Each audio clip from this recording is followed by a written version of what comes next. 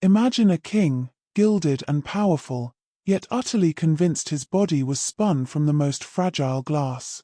In the late 14th century, as the bells of Notre Dame chimed across a flourishing Paris, France was a realm of intricate tapestries, grand cathedrals, and the ever-present shadow of the Hundred Years' War. At its heart sat Charles VI, a young monarch, crowned in glory, whose early reign promised a golden age. He was handsome, athletic, and loved by his people, destined to inherit a legacy of power. Yet, within the gilded cages of his own mind, a far more terrifying battle was about to begin. The air in the royal chambers, once thick with the scent of ambition and perfume, would soon grow heavy with an unspoken fear. The first cracks appeared not in the kingdom's defenses, but in the king's own psyche. It began subtly, a fleeting confusion, a sudden rage.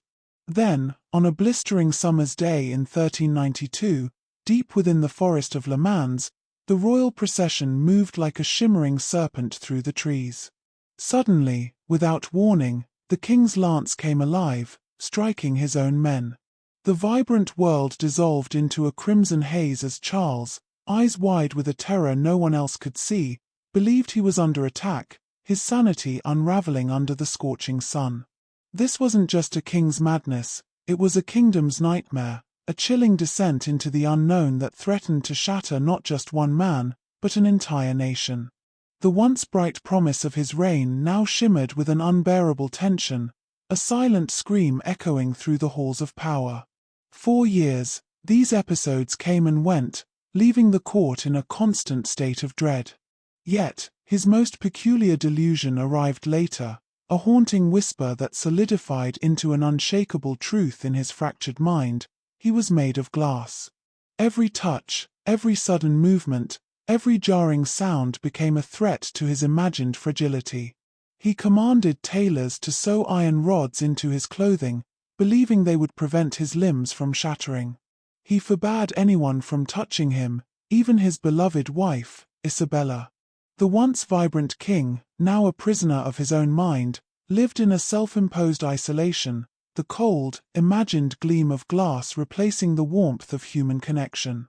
His madness wasn't just a personal tragedy, it became a political weapon, plunging France into a brutal civil war as ambitious uncles and cousins vied for power over the mad king. Charles VI, forever known as Charles the Mad, ruled for decades in this shadow realm of his own making. The kingdom fractured, scarred by internal strife, culminating in the catastrophic Battle of Agincourt, where France suffered a devastating defeat. His reign, which began with such hope, ended with France on its knees, its crown offered to an English king, a direct consequence of the turmoil born from his fractured mind. He died in 1422, not from shattered glass, but from a broken spirit and a ravaged kingdom. The silence that descended upon his death was not one of peace, but of exhausted sorrow, the echoes of his imagined fragility lingering over a nation forever changed.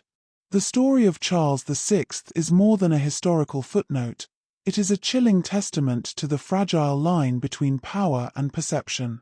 It reminds us that even those adorned with crowns and surrounded by armies can be utterly undone by the unseen battles within.